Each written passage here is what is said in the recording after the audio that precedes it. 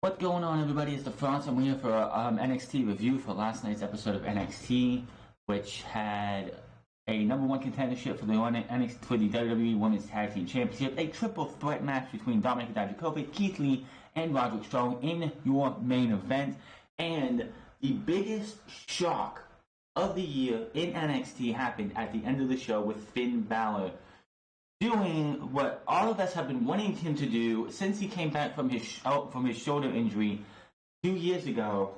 He finally we had this video package for him last week, and he said in that video package this week that his past is now his future.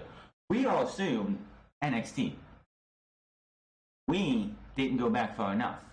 Now, looking at the landscape of professional wrestling today, if you're a casual, then you're not going to be able to predict what happens on a weekly basis unless you somebody who it's telegraphed real easily to you.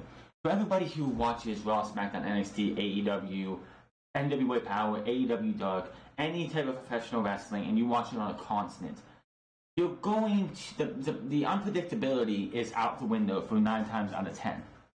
We just consume it. We listen to like talk show, the podcasts for like Wrestling Observer, JR, all these other ones, and we like read the dirt sheets. You watch the shows, and you're like, boom, this person's gonna win, and that person's gonna lose, and this is why. And 9 times out of 10, we will have it right. Just because that's the way wrestling is today. Wrestling has become predictable more than it needs to be. And then we go to last night. Last night, we had, speaking of predictable, we had Tegan Nox and Dakota Kai going up against Marina Shafir and Jessamyn Duke. Match was predictable. Who was going to win that? Jessamyn Duke and Marina Shafir, out of the 2 tag teams, is the team that is definitely nowhere close to a tag team title opportunity or ready for a tag team title opportunity. So that match was predictable. The final match of the night, which was the triple threat match, that match outcome was predictable, and we'll get into it later. It was the afterwards that there was no talk of a character change for Finn Balor. There was no talk of him just coming. Everyone assumed that Finn Balor was going to come into NXT and be right into the championship picture with Tommaso Ciampa and Adam Cole. Obviously, that was the talk, but when we get to NXT this week, that was anything further from the truth. Marvin Out did mention at the top of the show that Finn Balor will let us know what he meant by his future. His past is now his future when he joins us tonight on NXT. And we're going through this 2-hour show. No Finn Balor, and we keep going, no Finn Balor. I thought we were going to have some kind of match. I thought he meant like he's going to have a match and he's going to do and come out there and be the badass guy that he was in NXT. But no. You have Roderick Strong doing something that he has not been able to do in a while by himself and actually win a match on his own. And he won that triple threat match at the end of the show.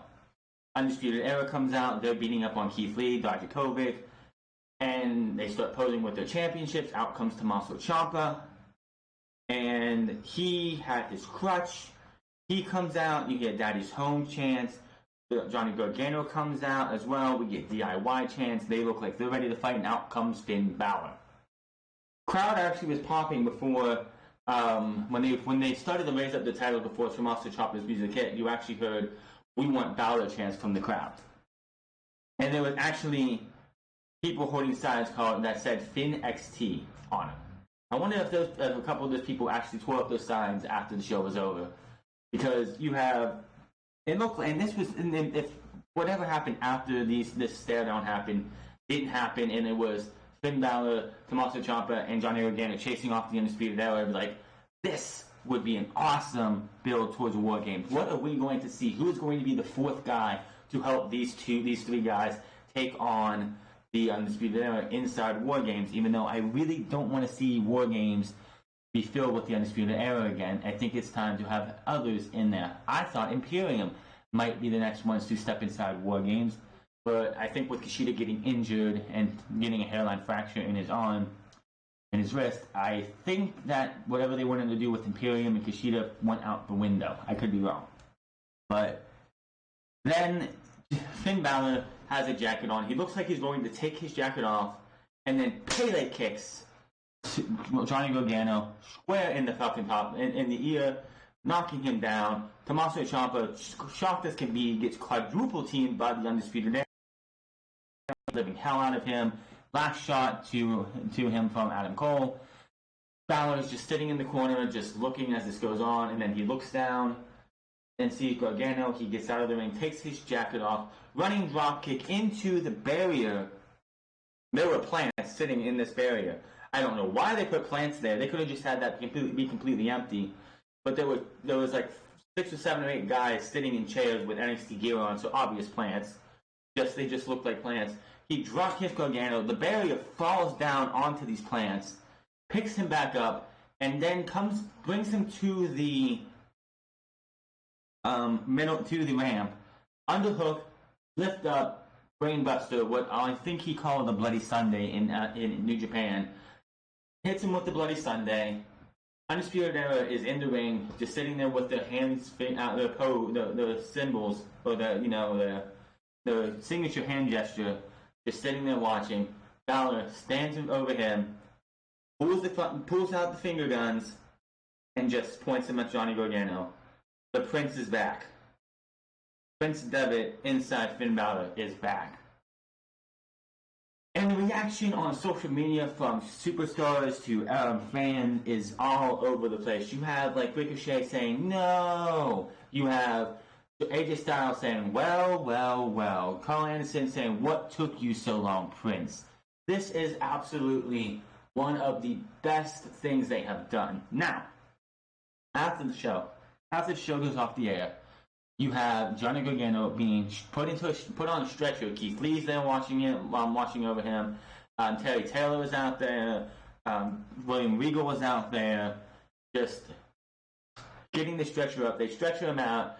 You see Tyler Bate, who was in the show earlier. We'll talk about that in a minute. Wondering what the hell's going on. To keep Dakota Kai and Tegan Nox going to show up trying to console Candice, but she just keeps going and they stay from behind. Tommaso Ciampa, while this is happening, was sitting on the ring apron watching as this went by. They get to the ambulance. They put him in the ambulance. Candice is in there. Before William Regal is able to shut the door, you see a hand stop the door, and Tommaso Ciampa gets up into the ambulance and is off with Candice LeRae and Johnny Gargano. I think we were going to see the legit. We had a somewhat reformation of DIY earlier this year for the Dusty Classic.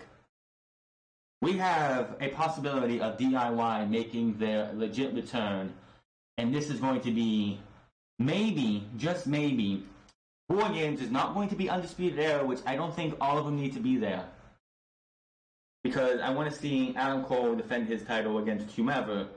But it's going to be Team Tommaso Ciampa versus Team Finn Balor. And it's going to be 2 other guys. And then on that final episode of NXT, before we get to War Games, Gargano will make his return from this injury. Because we have 4 episodes of NXT to go before we get to NXT TakeOver War Games. So they have plenty enough time for Gargano to sell this injury. Maybe Keith Lee's in there, maybe Matt Riddle, because he's had problems with the Undisputed Era before. Maybe the Velveteen Dream, who's out for a while, I guess, with something wrong with him. And we would have Balor with maybe it's going to be Balor and everyone but Adam Cole, who's going to defend his title against somebody for the Undisputed Era. Now, people were thinking that Balor might have turned heel and joined the Undisputed Era. They sat there with their finger gesture, their hand gesture, people are waiting for him to do the same thing. Maybe he does the Undisputed Era thing as well. But no, he did his old, if you don't know, when he started the Bullet Club, Bullet Club members would sit there with a finger, like their fingers in the shape of a gun, and just click the thumb up and down like they were shooting a gun. He did that last night. So he didn't join the Undisputed Era. Maybe he doesn't join the Undisputed Era. It was just right place, right time, Undisputed Era, and Finn Balor at the same time. Kill 2 birds with 1 stone. Now, him turning on Johnny Gargano kind of makes sense to me because if you think about it, when Finn Balor was in NXT, Finn Balor was the heart and soul of NXT. He was the man. He was the longest reigning NXT champion of all time. He was the be-all, end-all for NXT. And now we get to nowadays, and he might not be the be-all, end-all. He might not be the longest reigning champion, but Johnny Gargano is the heart and soul of NXT, and he has been for at least a year or two. So maybe Finn Balor remembers that he was once that heart and soul, and now he wants to take out what everyone considers the heart and soul of NXT now. The why will be interesting. I hope we get that why next week. I hate when heels will sit there and be like, I don't know you a damn explanation, and we wait 3, 4, 5, 6 weeks before we get a why. He took out Johnny Gargano this week. Johnny Gargano went on a stretcher. He is gone. He is going to be gone for a bit. Two things will be interesting next week. Tommaso Ciampa and what he has to say about this, and Finn Balor. Why Finn? Why? That's the thing you got to look forward to when it comes to NXT next week. Which I've been saying this for a while, and it's like NXT and William Regal announced earlier in the day yesterday that last night's show would see Tegan Nox and Dakota Kai Team Kick versus the Horsewomen of Jessamyn Duke and Marina Shafir. The winning team would face Asuka and Kairi Sane next week at NXT for the women's tag team titles. And I was like, what the hell is going on here? NXT, and honestly, outside of what we saw in the main event, NXT feels like they have been building week to week to week and not long-term booking like they used to. NXT has lost its soul. Finn Balor, what he did at the end of the night, brought a little bit of NXT soul back, because that shit is what we need to see. I don't mean we have to see a heel turn or a face turn every single week, but plant seeds for what you're going to be doing in the next 5 weeks. They haven't done that since pretty much NXT TakeOver Toronto 2 ended. We have between August and November for the NXT TakeOver War Games. And yes, NXT usually has that lull period when they don't do anything, but by this time last year, as I said before, we knew what was going to be happening for War Games. I believe we even knew, or at least we knew for part, who was going to be in War Games. Undisputed Era, Adam Ricochet, War Raiders, and Pete Dunne. Now, it's like we still have 4 episodes to go. I believe it is 4 episodes to go after this episode, and NXT does not have... Basically, NXT TakeOver is going to be happening 1 month to yesterday.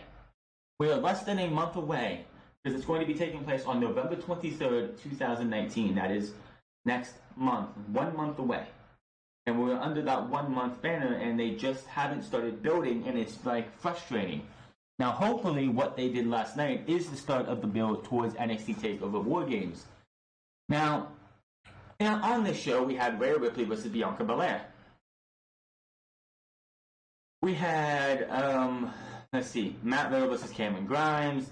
You had, let's see here, Isaiah Swerve Scott and Breezango versus Forgotten Sons, as well as you had Angel Garza versus Jack Gallagher, and Dakota Kai and Tegan Nox versus the Horsewomen of Marina Shafir and Jessamyn Duke in the main event for the show, for the main event, which was Dominik Dijakovic, Keith Lee, and Roderick Strong. So, there were no filler matches on this show at all. NXT gave you... It wasn't a TakeOver-esque show. Now, we have seen NXT last night felt like a 1 hour show stretched to 2 hours properly. You have a match that could probably be on TakeOver in that triple threat match we had last night. And then everything else is just NXT TV taping worthy. Cameron Grimes versus Matt Riddle, that would not belong on a TakeOver. Jessamyn Duke, Marina Shafir versus Team Kick does not even come close to being worthy of a TakeOver. Rhea Ripley versus Bianca Belair, that one I could possibly see on a TakeOver, but not really. Maybe in a grudge match, but not in a title situation. But we had the show start off with Mauro Ranallo welcoming Lassie Hype tonight's show and sends us to the ring as to call a pivotal match. He calls it a pivotal match in the women's division. Basically, this match, Bianca Belair versus Rhea Ripley, was done for one reason. Rhea Ripley, in my opinion, is the only answer to who beats Shayna Baszler for the NXT Women's Championship. The only answer. So having her go up against Rhea Ripley, against Bianca Belair, and having her go out there and beat her is just one more domino that falls before Rhea Ripley becomes your new number one contender. And that title match will be happening at War Games. They set this up before we went to national television. Since they brought Rhea Ripley and she came out and said, "You've beaten everybody, but you haven't beaten me. You haven't pinned me. You haven't submitted me. You haven't beat me." Of course, yes, she has now because she won by DQ in the match that they had the week before we had the Fatal Five-Way, Fatal Four-Way. But Rhea Ripley and Bianca Belair. Balor was joined by Nigel McGuinness and Hall of Famer Beth Phoenix. I'm going to say this right now. Theo Madden and Vic Joseph on Raw by themselves would be absolutely fantastic, in my opinion. Get rid of Jerry the King Lawler. His jokes do not work anymore. They fall flat on their face. But Wednesdays is the night of the best commentary teams, bar none. Tony Schiavone, JR, Excalibur on AEW. Beth Phoenix, Nigel McGuinness, Marinella on AEW. They are number one and number two. They are neck and neck. Take your pick. They are absolutely the two best there is right now. They lock up as fans they have dueling chants for both women. Both women are absolutely over here in Full Sail Arena. Rhea takes it into the corner with four fans dueling chants as they break on and face off. They lock up again and end up doing a test of strength, and they call it a Greco-Roman knuckle lock. Rhea brings Belair down, but Belair overpowers her and she took Belair down, and Belair just nipped right back up. Belair took Rhea Ripley down, and then Rhea Ripley, instead of nipping back up, rolls through to be able to get Bianca Belair's fist into a much more compromising position. Let me see here. Belair finally gets out of that, and they continue to trade upper hands. Belair with a kick. Belair ends up driving a huge spear into Ripley in the corner. Fans chant with the EST and NXT. Now Ripley comes back with a few seconds later on the mat as fans start chanting for Rhea. These two women are absolutely over. I'll say this now. These two women are two of the more over women in NXT's arena, outside, of course, of Io Shirai, Candice LeRae, who will make their appearance known in this match. Speaking of which, we come back when we get to this thing, We come back from break and Belair unloads in the corner. Belair keeps control. This is towards the end of the match. She runs the ropes, but Rhea knocks her out of the air with a huge boot, which was absolutely like, holy shit. Fans pop and cheer Ripley's name. Ripley takes Belair down and nails a basement dropkick. Ripley takes control for several minutes and hits a big cannonball after they brought it into the floor. She throws Belair. Belair's back to the ring. The referee's watching Belair, or checking on Belair. Io Shirai is running down to the ring as Rhea Ripley is coming into the match. Gets hit with the tiger feint kick between the apron and the bottom rope. He throws her back into the ring.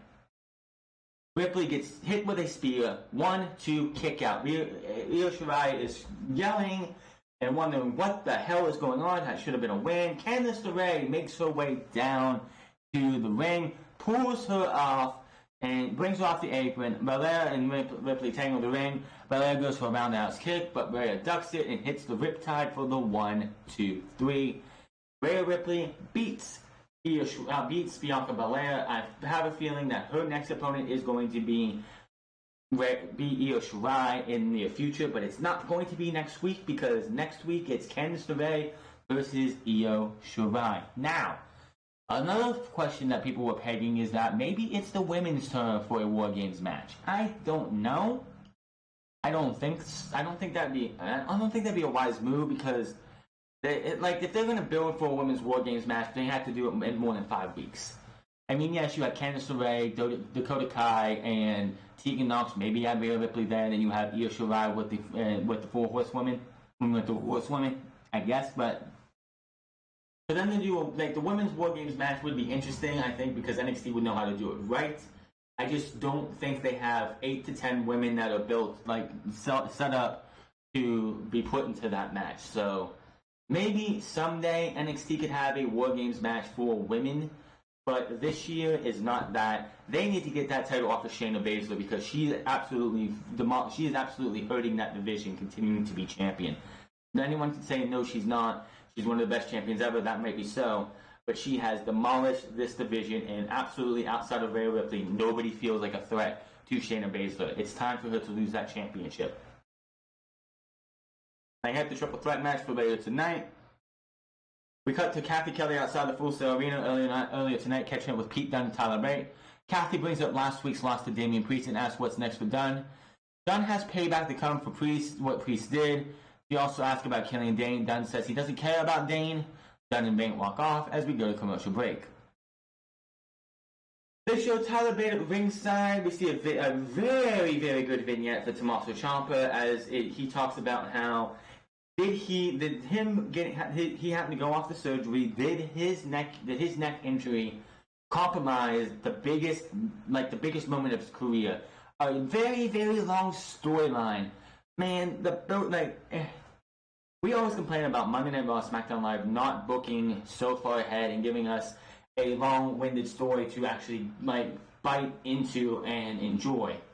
NXT was doing that. Tommaso Ciampa, Johnny Gargano was going from 2017, where Tommaso Ciampa turned on Johnny Gargano, had to go away because of his injury. He comes back. They settle into this feud where Tommaso Ciampa screws Johnny Gargano out of being an NXT. They have an unsanctioned match. He gets his job back. They go and have 2 more good matches, 2 good to great matches. And then as we get to the turn of 2019, we are setting up for the finale of this feud. And then Mother Nature, gods, the wrestling gods, struck and said, this is not to happen. And it was absolutely to them. I know for the fact that Johnny Gargano and Tommaso Ciampa, it was absolutely heartbreaking that they could not finish what they have been working on for 2 years. And he did say that he was having these thoughts of is it over for me? Am I done? Was that it? Was that it for me? And then he's like, that's for me to decide. And they show him working out, getting back, getting stronger. I can't wait to see what this guy's going to do. And then we show Tyler Bate in the ringside area. Again, I don't know who does these video packages for WWE or NXT. They need to be some of the highest paid people in the company because they do so much fantastic work that it's one of the best parts of the show. If WWE is to win any fucking awards and deserve to win any fucking awards, they need to start nominating the people behind their video packages for cinematography or whatever type of award you can do for these, because they do some phenomenal work. It's always been this way too. One thing that WWE has excelled at since since the early 2000s or whatever, is they always have excellent hype packages. This one again, no difference. We were all excited to see Tommaso Ciampa come back and do what he does best. This just solidified that even more. Matt Riddle versus Cameron Grimes. This match to me was them. It wasn't a squash match for Cameron Grimes to go over Matt Riddle, even though both guys tried to go for the finishers. They are calling Cameron Grimes running stomps the cave-in. The running foot stomps, they are now the cave-in. So there you go. The cave-in is his name. I never heard them say it before until last night when I watched it today. But that is for you. He goes for the cave-in, Riddle goes for the final flash, and that was not going, both of them avoided that. And these guys just went out there and gave you an excellent match. This, to me, was like them trying to rival what Kenny Omega and Joey Janela did on AEW.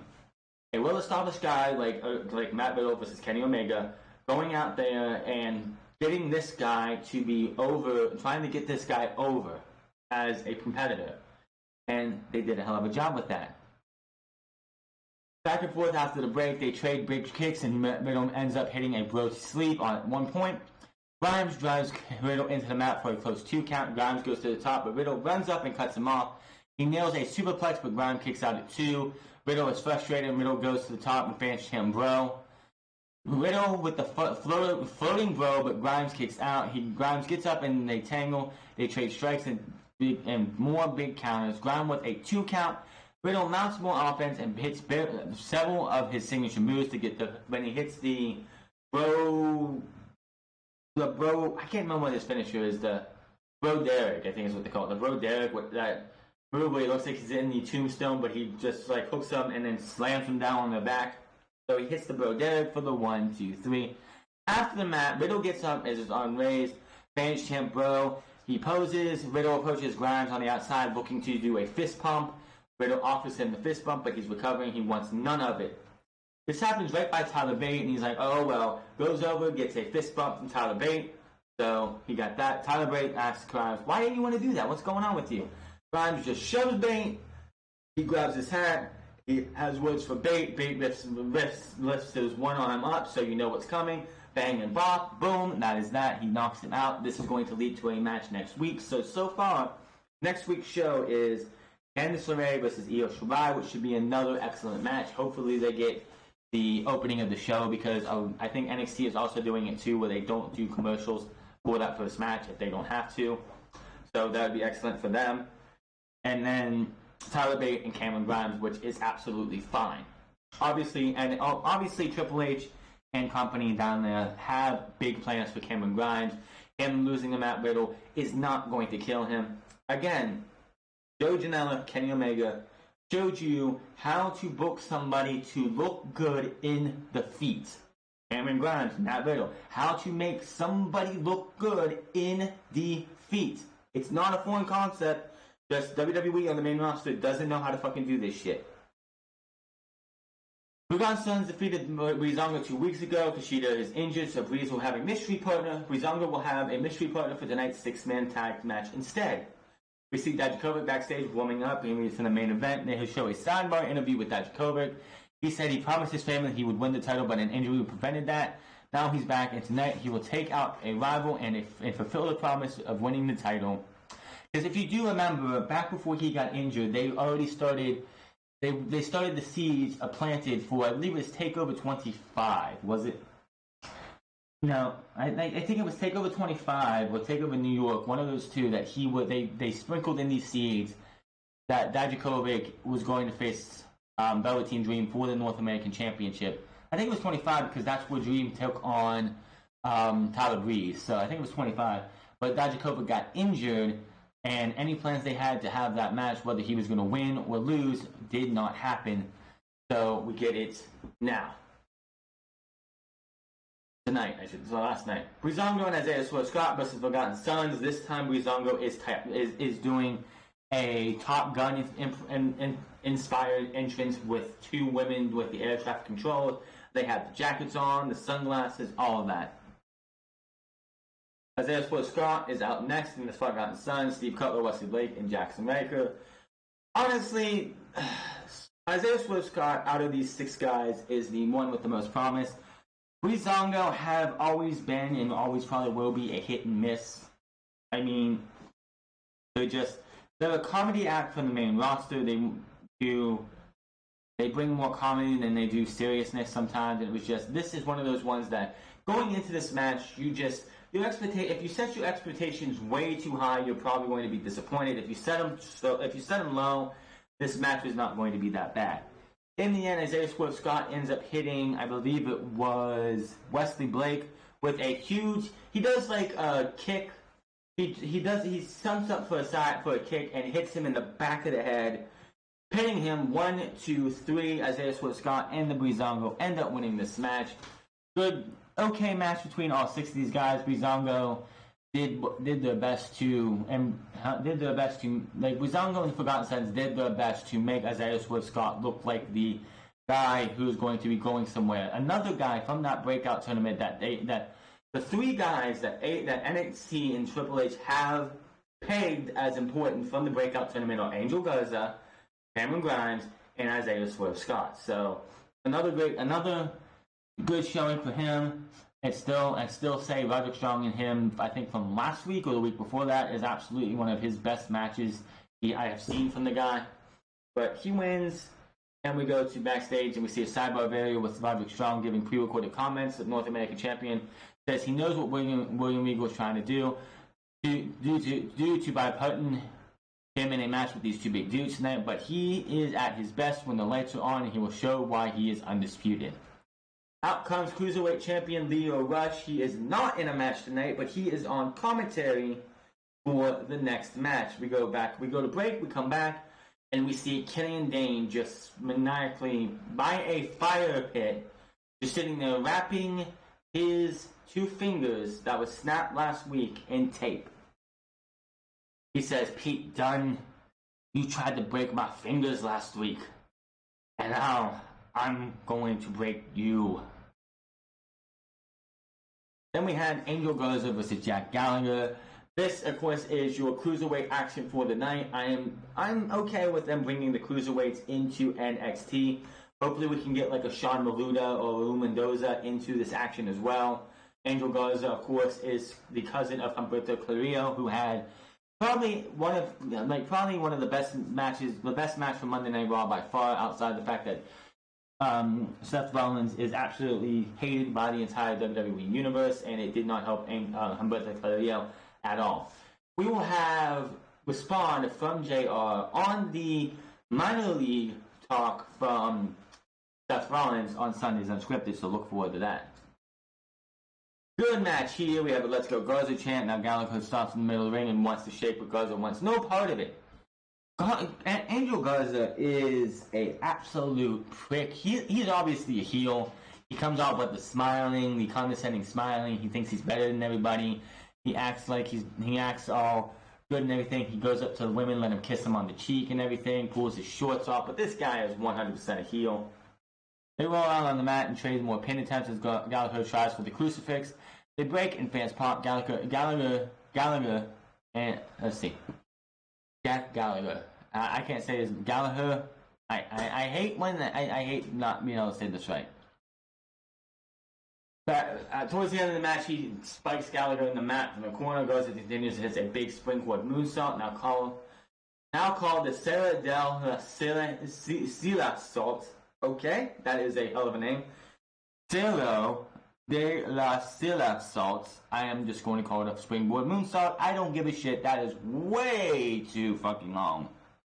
After the highest mountain in his hometown of Monterrey, New Mexico, or Mexico, whatever, and goes and wins. After the match, Garza stands tall as the music hits. Garza poses on the corner that is staring out at Leo Rush. He's sitting there doing the discount double check, or the championship pose. He wants the title. Rush says, "Oh, you want some of this?" He takes his thing off. He holds the title up a little bit, not all the way, but just up a little bit to chest high, and is just saying stuff that we can't hear. Number 1 contenders match: Tegan Nox and Dakota Kai versus the Horsewomen, Marina Shafir and Jessamine Duke. Now, one of my biggest problems when they announced this match is that we have NXT TakeOver War Games coming very, very soon. And honestly, I think a match for the women's tag team title should be on TakeOver.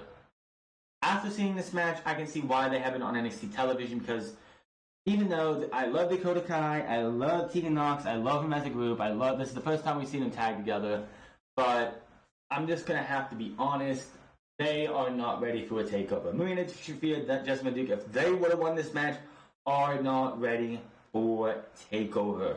Just not happening. This match, that's going to happen next week, was Tegan Nox is somebody who she has missed so much time. He got signed to WWE in 2017. I remember her being Nixon Newell in Defiant Culture Pro Wrestling, and just being the first women's champion, being a hell of a competitor there. And then she comes here, tears her ACL in training, misses all of the rest of 2017 and half of 2018. Didn't really get to wrestle much outside of a couple of matches in the Mae Young Classic last year before she fucked her other knee up. So I know they've had some matches on the house show circuit for NXT, but this is her technical second match in NXT, but her fourth match overall back on television. She had a quick 1-minute squash against a nobody in NXT UK. Then she had another match against Kaylee Ray, not Kylie Ray, but Kaylee Ray as well. I don't know how that match went. Didn't get a chance to see it. But she's had this match and her match against Tainara, I believe, what was it, last week? So, Dakota Kai, again, awesome as well. But it's just that I would, honestly, the problem with this, it's like, it's great to see the tag team titles being defended in NXT next week. But these women are not ready. Like, obviously, Asuka and Kairi Sane are winning next week. There's no doubt about it. Tegan Nox and Dakota Kai are not there yet. Dakota Kai, we haven't even had a taste. I'm not Dakota Kai. We haven't even had that much of a taste of Tegan Nox. Dakota Kai is good, but she's not to the point where she could like lift all three of these other three women up to make this match a standout match. This match, it had meaning to it. It meant the winner of this goes on to face the Asuka and Kairi Sane next week. This match just ends with a shiniest wizard to Duke after they had a couple moves. By like I think this match went about 5 minutes. Kai takes out Shafir with a bicycle kick. Duke goes to put Nox away, but is blocked. Nox comes back with the shiniest wizard. 1, 2, 3 to earn the title shot next week. After the match, Kai and Nox celebrate. I did like their entrance because even though I think they could have mixed it up a little, because Tegan Nox came down and she went to the one end of the at the end of the ring that goes to where the announcer table is. Then Dakota Kai came in. They crossed each other, jumped onto the ring together, and then posed back to back with the with their hand in the whatever the hell you call that hands thing, with the three fingers sent down and the finger and the thumb out. Roman Reigns uses it. They use it as well. So I like the way their entrance was. I think what they should do is have Tegan go all around one side and Dakota Kai go around the other side and then meet in the middle. But after the match, Kai and Nox's music hits as they celebrate, but all of a sudden, Asuka and Kairi Sane appear on the big screen. They laugh, they taunt in Japanese, then Asuka says, "Congratulations!" By the way, you had this video package ready to go as if you already knew who was going to win this match. That's kind of dumb. They taunt a new number one contenders. I have no idea what Asuka's saying. Kairi Sane is over there, who's supposed to be a heel, laughing about this shit. It just boggles my mind that Kairi Sane is a fucking heel. Kairi Sane, of all people, who is as cute as can be, is pretty much a human anime character, is a fucking heel.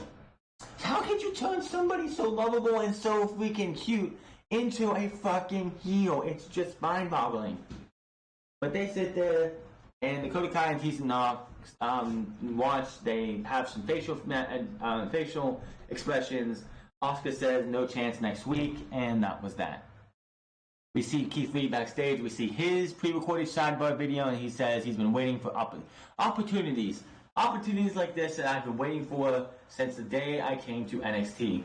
I will do everything I can to win the match tonight. And they announced the main event one more time.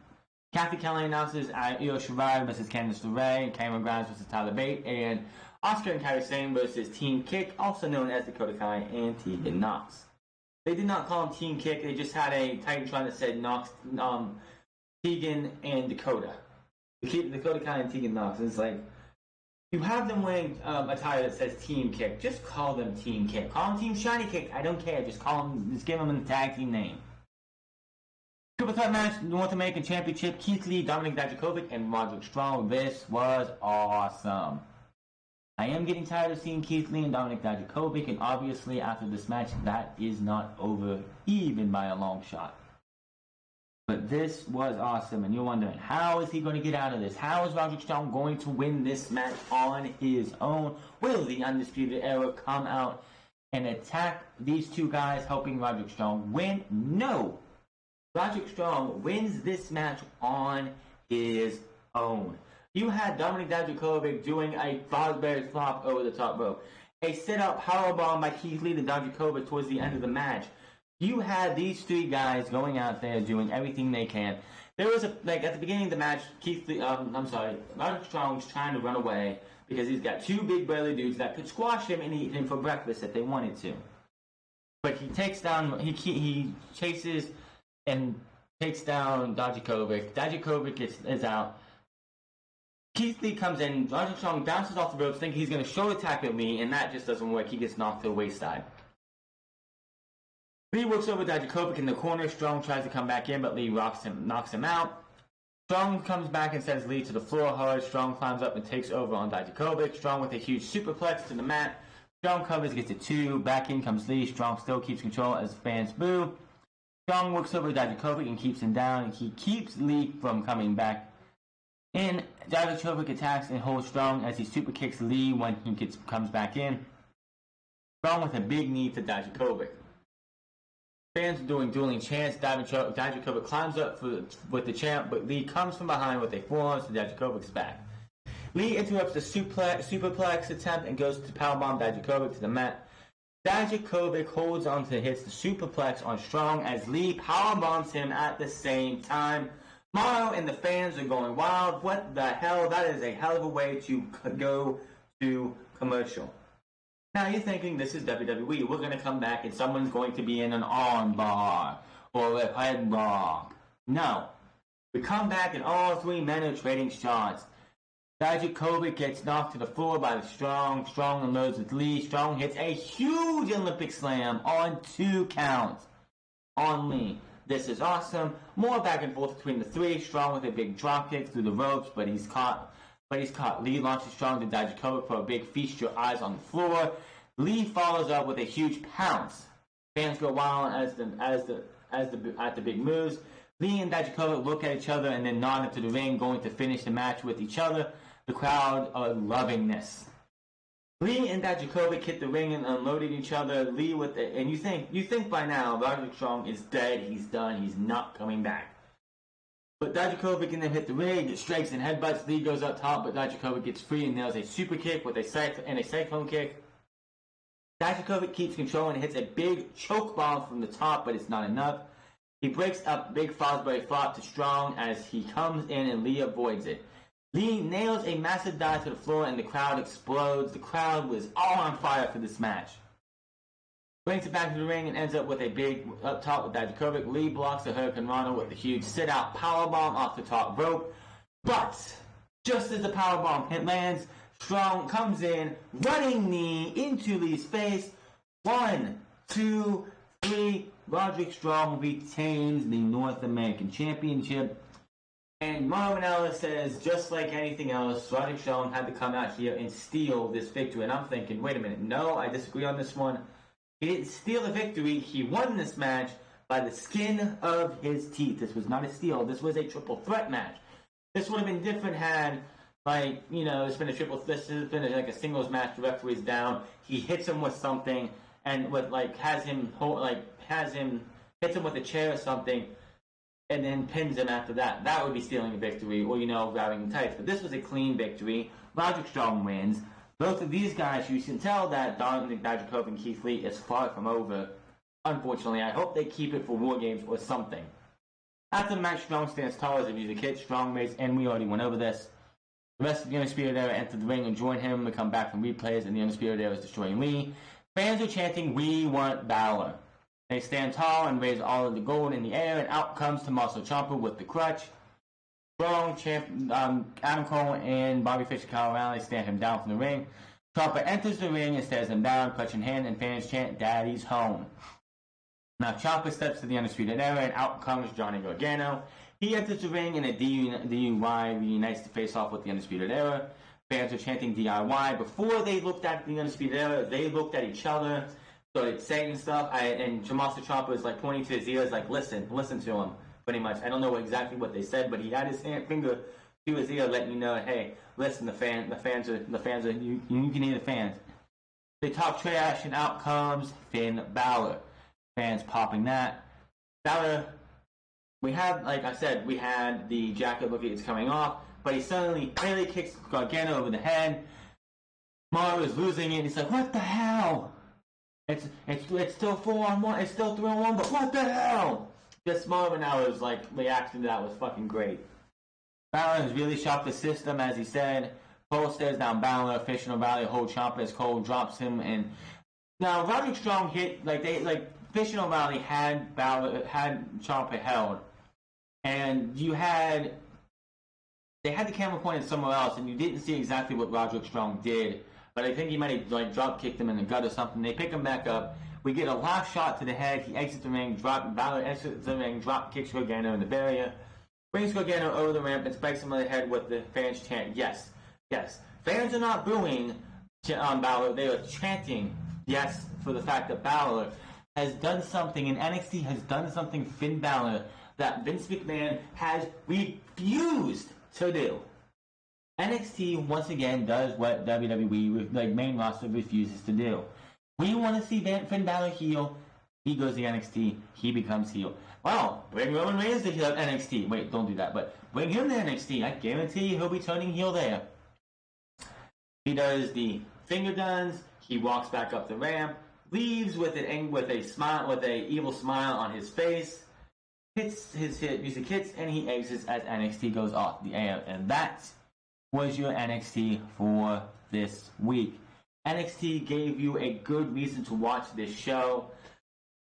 I'm not saying I'm going to watch, and here's what people don't realize is that people are wondering and saying, well, NXT's having such this great show, and last night both shows were honestly the two best shows they've had since this entire, quote, this bullshit war has started.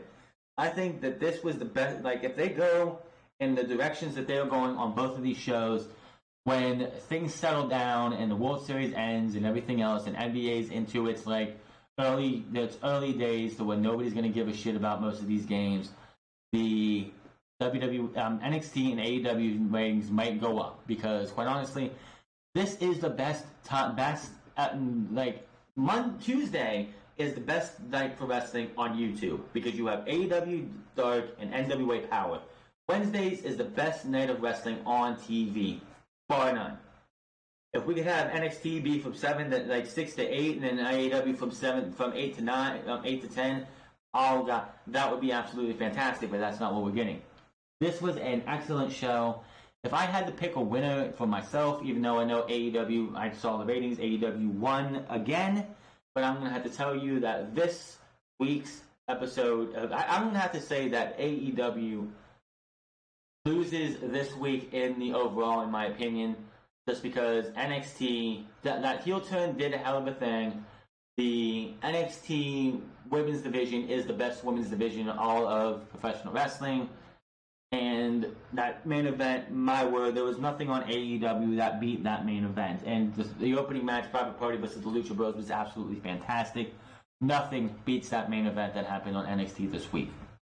But that is your NXT review for yesterday's show for 10/23/2019.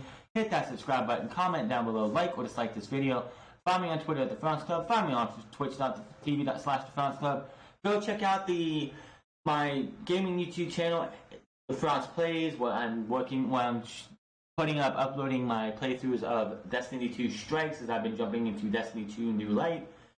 And hope to see you guys on tomorrow for Friday Night SmackDown on FS1, which is going to be a stack card that nobody's going to care about. Until then, my name is France, and I'll see you guys later.